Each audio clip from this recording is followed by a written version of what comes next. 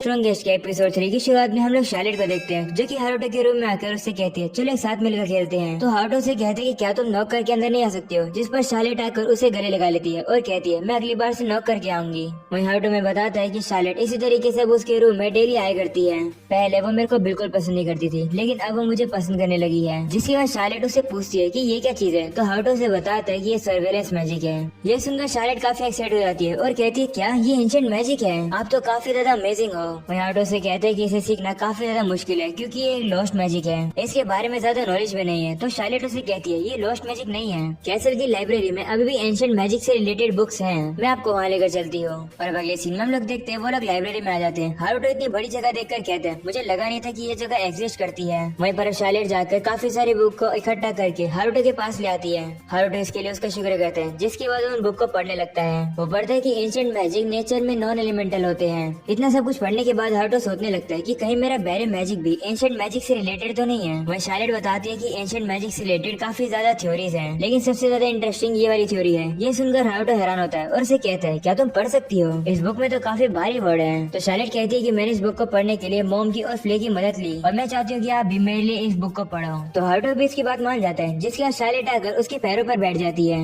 ये देखकर हारुतो से कहते हैं कि तुम्हारे साइड में चेयर पड़ी है, तुम उसके ऊपर क्यों नहीं बैठती हो। तो शार्लेट कहती है कि मॉम और फ्ले मुझे इसी तरीके से बिठाती है। तब हारुतो के पास और कोई भी चॉइस नहीं होती है, वो शार्लेट के लिए उस बुक को पढ़ने लगता है। उन सबको पढ़ने के बाद हारुतो कहता है कि मैंने तो ये सारी चीजें एनिमे में देखी है। हारुतो कहने लगता है कि मैंने काफी समय से एनिमे नहीं देखी है। ये बात सुनकर शार्लेट उसे पूछती है कि एनिमे में कैसी तरीके की स्टोरी होती है। तो हारुतो से कहते हैं कि समझाना थोड़ा मुश्किल है, तुम समझोगी नहीं। तो शार्लेट अब जिद करने लगती है और कहती है नहीं नहीं मुझे बताओ। तब हारुतो को भी उसे बताना पड़ता है। वो उसे बताता है कि एनिमे में सारे फ्रेम कलर्ड होते हैं और उसमें जितनी भी पिक्चर्स होती है वो मूव करती है। हारुतो ये बात काफी तेजी से बोलता है। ये सब बातें सुनकर शार्लेट काफी ज्यादा शॉक और कंफ्यूज होती है। वहीं ये देखकर हारुतो घबरा जाता है और कहते हैं कि मैंने कहीं अजीब हरकत कर दी क्या। तभी शार्लेट अब काफी एक्साइटेड हो जाती है और कहती है कि ये तो काफी कमाल का मैजिक है, मुझे एनीमे देखनी है। ये सुनकर हारुतो कहते हैं तुम्हें एनीमे देखनी है, वैसे तो एनीमे मुझे भी देखनी है। हारुतो को इतना एक्साइटेड देखकर शार्लेट काफी ज्यादा खुश जाती है और कहती है मुझे काफी ज्यादा खुशी हो रही है कि आप एक्साइटेड हो। ये बात सुनकर हारुतो पिघल जाता है और वो उसे कहते हैं ठीक है मैं अपना बेस्ट करूंगा जिससे कि तुम एनीमे देख पाओ। और अगले सीन में हम लोग देखते हैं 2 हफ्ते बीत जाते हैं। हारुतो का प्लान अब काम कर गया है। हारुतो कहते हैं कि मैं डिटेल को बाद में पूरा करूंगा, लेकिन मैंने जैसे तैसे करके मॉडर्न जैपनीज इंटरनेट कनेक्शन पा लिया है। हारुतो अब शार्लेट के लिए एक चाइल्ड अकाउंट बनाने लगता है जिसमें वो एनीमे देख पाए। शार्लेट भी काफी एक्साइटेड होती है। वो कहती है कि मैं इस मैजिकल डिवाइस में एनीमे देख पाऊंगी। वो देखती है कि स्क्रीन पर तो काफी सारी एनीमे होती है, लेकिन वो अब एक को चूज करती है। जैसे उसे चूज करती है वो देखती है कि वो लड़की तो डांस कर रही है, साथ में वो बोल रही है। ये सब देखकर शार्लेट अपनी आंखों पर बिलीव ही नहीं कर पाती है। वो कहती है ये पिक्चर तो मूव कर रही है, ये तो काफी कमाल की है। तो ये है एनीमे। जिसकी बाद वो हारुतो से कहती है एक प्रॉब्लम है, मुझे समझ नहीं आ रहा है कि आखिरकार ये लड़की बोल क्या रही है। तो हारुतो से कहते हैं हाँ तुम्हें समझ नहीं आएगा क्योंकि तुम्हें जापानीज नहीं आती है। ये सुनकर शार्लेट कहती है अगर ऐसी बात है तो मुझे जापानीज सिखाओ। ये सुनकर हारुतो मन में सोचता है कि लैंग्वेज सीखना थोड़ा मुश्किल है, लेकिन शार्लेट अभी 5 साल की है तो शायद से वो जल्दी सीख जाएगी। और अगले सीन में लोग देखते हैं कि शार्लेट ने जापानीज सीखना शुरू भी कर दिया है। वहीं हारुतो काफी ज्यादा शौक होता है ये देखकर कि शार्लेट ने सिर्फ 2 घंटे में हिरागाना और काता गाना सीख लिया है। साथ में उसने अर्ली ग्रेड स्कूल कांजी भी सीख लिया है। जिसके बाद लोग देखते हैं कि वापस से 2 हफ्ते बीत जाते हैं। शार्लेट हारुतो के पास आकर कहती है कि मुझे वो वाला एनीमे देखना है। तब हारुतो भी उसे वाली एनीमे देखने देता है। हारुतो कहते हैं कि 2 हफ्ते बीत चुके हैं, शार्लेट अब अच्छे से एनीमे एंजॉय कर पा रही है। इसने एनीमे से ही जापानीज सीख लिया है और उसे मास्टर कर लिया है। शायद से ये एक जीनियस है। मुझे नहीं लगता कि मुझे उसे सारी एनीमे देखनी देनी चाहिए, मैं उसका बड़ा भाई हूँ, मुझे थोड़ा स्ट्रिक्ट होना होगा। जिसके अंदर लोग देखते हैं कि शार्लेट एक एपिसोड को खत्म कर देती है और वो दूसरा देखने वाली होती है, लेकिन तभी हारुतो उसे रोकता है और उसे कहते हैं कि तुम पूरी एनीमे को एक ही बार में खत्म नहीं कर सकती हो, तुम अब से दिन में सिर्फ 3 ही घंटे टीवी देख सकती हो। ये सुनकर शार्लेट काफी शौक हो जाती है और उसे पूछती है ऐसा क्यों। तो हारुतो से कहते हैं कि तुम ही बच्चे हो, तुम्हारे लिए ये हेल्दी नहीं है, तुम नहीं देख सकती हो, डिनर का टाइम हो गया जल्दी से चलो। और अगले सीन में लोग देखते हैं वो लोग डिनर करने के लिए आ जाते हैं, लेकिन शार्लेट काफी ज्यादा नींद में होती है। ये देखकर हारुतो के डैड हारुतो से कहते हैं कि आजकल शार्लेट तुम्हारे साथ काफी ज्यादा टाइम स्पेंड कर रही है, आखिरकार तुम लोग कर क्या रहे हो। तभी शार्लेट अपने डैड से कहती है कि हम लोग एंशिएंट मैजिक सीख रहे हैं। ये सुनकर हारुतो की मॉम काफी खुश रहती है और वो हारुतो से कहती है शार्लेट तुम्हारी हेल्प कर रही है, उसका अच्छे से ख्याल रखना। जिस पर हारुतो भी कहते हैं ठीक है मैं ख्याल रखूंगा। और अगली सीन में लोग देखते हैं हारुतो अपने रूम में जाने लगता है, लेकिन शार्लेट उसका पीछा कर रही होती है। तभी हारुतो से कहते हैं कि अगर तुम मेरे पीछे आओगी तो भी मैं तुम्हें एनीमे नहीं देखने दूंगा, तुम्हें ना कर जल्दी से सो जाना चाहिए। ये बात सुनकर शार्लेट काफी चिढ़ जाती है और वो वहाँ से चली जाती है। और अगले सीन में लोग देखते हैं हारुतो नहाने के लिए बाथरूम में आ जाता है। तभी देखते हैं कि वहाँ तो शार्लेट भी आ जाती है। वो उससे कहता है कि तुम यहाँ पर क्या कर रही हो। तो शार्लेट कहती है तुमने तो कहा था जाकर नहा लो,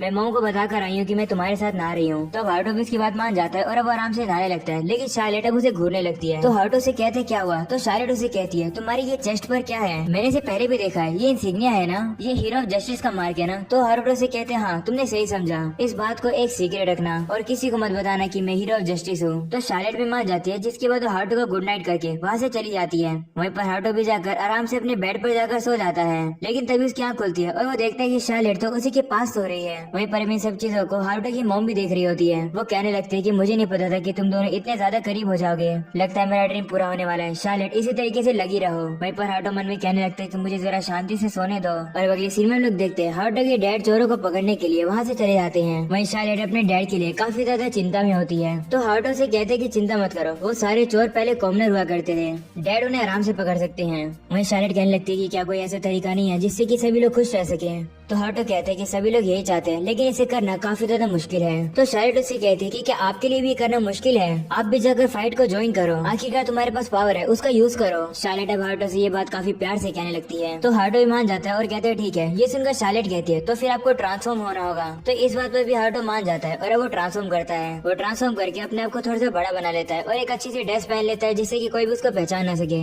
ये ड्रेस देखकर शार्लेट कहने लगती है कि ये तो काफी ज्यादा कूल है, मुझे भी आपके साथ आने दो।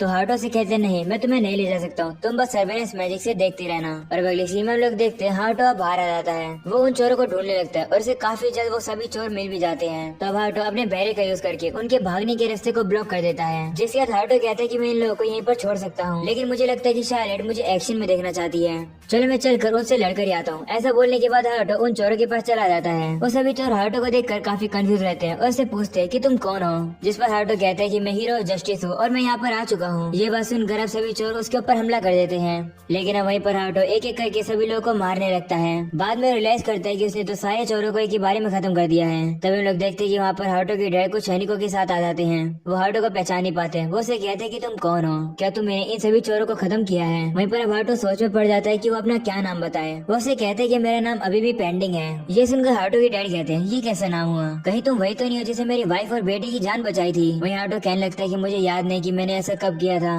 तब हारुतो के डैड कहते हैं कि आखिरकार तुम्हारा मकसद क्या है, ये तो बता दो। तो हारुतो कहता है कि मैं जस्टिस लाना चाहता हूँ, मैं जस्टिस का हीरो हूँ। ऐसा बोलने के बाद अब हारुतो अपनी ही बातों से शर्मा जाता है और अब वो जल्दी से उड़कर वहाँ से भाग जाता है। वहीं पर हारुतो के डैड अब भी कंफ्यूज होते हैं। वो सोच रहे होते हैं कि आखिरकार ये था कौन। जिसके बाद हम लोग हारुतो को देखते हैं जो कि अपने रूम में आता है। शायद उसे कहने लगते हैं कि तुम तो काफी कूल थे, तुम अब अगली बार बाहर कब जाओगे। ये सुनकर हारुतो परेशान हो जाता है और कहते हैं क्या मुझे इसे दोबारा करना होगा। और अब अगले सीन में लोग देखते हैं कि इसी तरीके से हारुतो बैटल में जाता रहता है। दुश्मनों को हराने की वजह से हारुतो को एक नाम मिल जाता है जो कि होता है ब्लैक नाइट। वहीं पर शायद तो अभी सोच रही होती है कि हारुतो तो काफी ज्यादा कूल है। और अब अगले सीन में लोग देखते हैं कि हारुतो का खिलौना पूरा हो चुका है। इसे पूरा करने में हारुतो ने काफी ज्यादा महीने लगाए हैं। इसके लिए उसने काफी सारी बुक्स भी पढ़ी। वो खिलौना अब जाकर बेड पर सो जाता है। तभी हमें पता लगता है कि वहाँ पर तो शार्लेट सो रही थी जो कि अब उठ जाती है। वो दोनों हारुतो को देखकर काफी कंफ्यूज होती है और कहती है कि दो हारुतो, इसमें से मेरे वाला कौन सा है। तो हारुतो से कहते हैं कि इसमें से तुम्हारा कोई भी नहीं है। तभी हारुतो को बुलावा आ जाता है। तो हारुतो अपने क्लोन से कहते हैं कि क्या तुम मेरी जगह ले सकते हो, जिस पर वो क्लोन मना कर देता है। ये सुनकर हारुतो कहते हैं कि मेरा क्लोन तो बिल्कुल यूजलेस है। और अब अगले सीन में हम लोग देखते हैं कि उनके घर उनसे मिलने के लिए प्रिंसेस मारियाना और प्रिंस लायोस आते हैं। वहीं पर लाओस तो सबसे ज्यादा रूड है। वो हारुतो को देखकर कहता है कि तुम ही हो ना थ्रोन के उत्तराधिकारी। वो उन दोनों को देखकर कहता है तो तुम दोनों मेरे सिबलिंग्स हो। वो उन लोगों से कहते हैं कि मुझे कम मत समझना, मैं प्रिंस हूँ और मैं फ्यूचर में किंग बनने वाला हूँ। ये सुनकर अब हारुतो के डैड उससे माफी मांगते हैं। वहीं पर मारियाना लाओस को समझाने लगते हैं कि तुम ऐसा नहीं कर सकते हो। तो लाओस अब उससे भी रूड तरीके से बात करने लगता है। वो उसे कहते हैं कि क्या तुम मेरी बड़ी बहन बनने का नाटक बंद कर सकती हो। वहीं पर हारुतो लाओस को देखकर सोच रहा होता है कि ये कैसा बेवकूफ प्रिंस है। वहीं पर लाओस देख लेता है कि हारुतो से देख रहा है। वो उसे कहते हैं कि तुम्हारी हिम्मत कैसी मुझे इस तरीके से देखने की, क्या तुम्हें मैनर्स नहीं है। तुम तो वही हो ना जिसे ऑर्फनेज से अडॉप्ट किया गया है और तुम्हारा लेवल सिर्फ 2 ही है। चलो मैं तुम्हें मैनर सिखाता हूँ, आओ आकर मुझसे बैटल करो। ये सुनकर हारुतो के डैड लाओस को समझाने लगते हैं कि मुझे नहीं लगता कि अच्छा आइडिया है। तो लाओस कहते चिंता मत करो, मैं हारुतो के ऊपर इजी रहूंगा। और अब अगले सीन में लोग देखते हैं कि उनके बीच के बैटल शुरू होने वाली है। वहीं हारुतो सोच रहा होता है कि आखिरकार मैं इस चीज में क्यों फंस रहा हूँ। वहीं लाओस अब हारुतो से कहता है चिंता मत करो, मैं तुम्हें ज्यादा चोट नहीं पहुँचाऊंगा। ये सुनकर हारुतो मन में कहता है कि अगर तुम्हें इतना ही कॉन्फिडेंट है तो मुझे तुम्हारा लेवल चेक करने दो। ऐसा बोलने के बाद अब हारुतो उसका लेवल चेक करता है और उसका लेवल होता है 9। हारुतो बताता है कि शार्लेट ने मुझे बताया था कि इस वर्ल्ड का जो सबसे स्ट्रॉन्गेस्ट सेज था उसका लेवल 77 था। वहीं पर हारुतो देखता है कि उसके डैड का तो लेवल काफी ज्यादा है। इतने में लाओस हारुतो के ऊपर हमला करने के लिए आ जाता है, लेकिन हारुतो उसके अटैक को काफी इजीली से डॉज करके पीछे आ जाता है। इस वजह से लाओस काफी गुस्सा हो जाता है। वो उसे कहते हैं कि मेरे अटैक को अवॉइड मत करो, चुपचाप से खा लो। ये सुनकर हारुतो कहता है ठीक है फिर मुझे तैयारी करने दो। ऐसा बोलने के बाद अब हारुतो अपने ऊपर बैरियर लगा लेता है, जिसके बाद वो जान पूछ के लाओस से हारने लगता है और उसके सारे अटैक को खाने लगता है। लाओस को मजा नहीं आ रहा होता है। वो उसे कहते हैं कि अगर अगर तुम लड़ सकते हो तो लड़ो ना। ये सुनकर हारुतो कहता है ठीक है फिर, अगर तुम यही चाहते हो तो ऐसा ही लो। ऐसा बोलने के बाद अब हारुतो उसके सामने से काफी जल्दी से गायब हो जाता है और वो एकदम से उसके पीछे आकर उसके सर पर काफी जोर से तलवार मारता है, जिसकी वजह से लाओस सब काफी जोर से जमीन पर आकर गिर जाता है। इस वजह से लाओस को और ज्यादा गुस्सा आ जाता है और वो खड़ा होकर वापस से हारुतो के ऊपर हमला करता है, लेकिन अब हर बार हारुतो उसे मारकर उसे गिराने लगता है। ये देखकर मारियाना काफी हैरान रहती है और वो हारुतो के डैड से कहती है कि क्या सही में हारुतो सिर्फ लेवल 2 का है, क्योंकि इतना तेजी से हिल रहा है इसका मतलब ये एडवांस मैजिक यूज कर रहा है। वही हारुतो के डैड कहते हैं कि मुझे खुद नहीं पता है और ना ही हारुतो को पता है कि उसका लेवल कितना है, इसलिए जो कुछ भी है मैंने उसे एक्सेप्ट कर लिया है। तभी हम लोग देखते हैं कि लाओस खड़ा होकर फायरबॉल बनाने लगता है। ये देखकर मारियाना उसे रोकने की कोशिश करती है, लेकिन वो नहीं मानता है और अब उस फायरबॉल को हारुतो की तरफ फेंक देता है। लेकिन अब हारुतो भी समय रहने से पहले अपने सामने एक बैरियर लगा देता है। वो बैरियर अब लाओस के फायरबॉल को अपने अंदर एब्जॉर्ब कर लेता है। ये देखकर लाओस को बिल्कुल समझ नहीं आता है कि आखिरकार उसके साथ ही हुआ क्या, और वो लगातार ही फायरबॉल से हमला करने लगता है, लेकिन हारुतो हर बार अपने बैरियर से उसके फायरबॉल को एब्जॉर्ब कर लेता है। ये देखकर मारियाना लाओस को रुकने के लिए कहती है। वही लाओस कहता है कि क्या तुम ये देख रही हो, मेरा मैजिक अपने आप ही एब्जॉर्ब होता जा रहा है।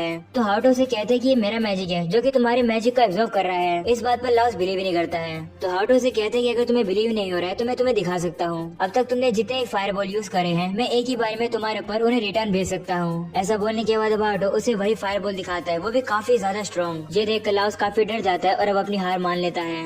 वही अब हारुतो जाने लगता है। वो कहते हैं कि मैं जाकर अपने रूम में रिलैक्स करूंगा। वही अब मारियाना हारुतो के पास आती है और लाओस के बिहेवियर के लिए माफी मांगती है। तो हारुतो से माफ करता है और कहते हैं कि वैसे तुम्हें माफी मांगने की जरूरत नहीं है। और मारियाना उससे कहती है कि क्या तुम सही में लेवल 2 के हो, जिस पर हारुतो कहते हैं हाँ मैं लेवल 2 का हूँ। ऐसा बोलने के बाद अब हारुतो वहाँ से उसको बाय करके चला जाता है। अंदर आने के बाद हारुतो सोचता है कि तो रॉयल कैपिटल को पता है कि मैं लेवल 2 का हूँ, क्या ऐसा हो सकता है कि मेरे जन्म देने वाले पेरेंट्स मुझे ढूंढ रहे हो, लेकिन उन्होंने बिना सोचे समझे मुझे बाहर जो फेंक दिया था, तो मुझे लगता है कि वो लोग मुझे ढूंढने के लिए आएंगे भी। और अब इसी के साथ हो जाता है एपिसोड 3 यहीं पर खत्म। पसंद आया हो तो लाइक कर देना, चैनल पर नहीं हो तो सब्सक्राइब कर देना। मिलते हैं अगले एपिसोड में, तब तक के लिए बाय बाय।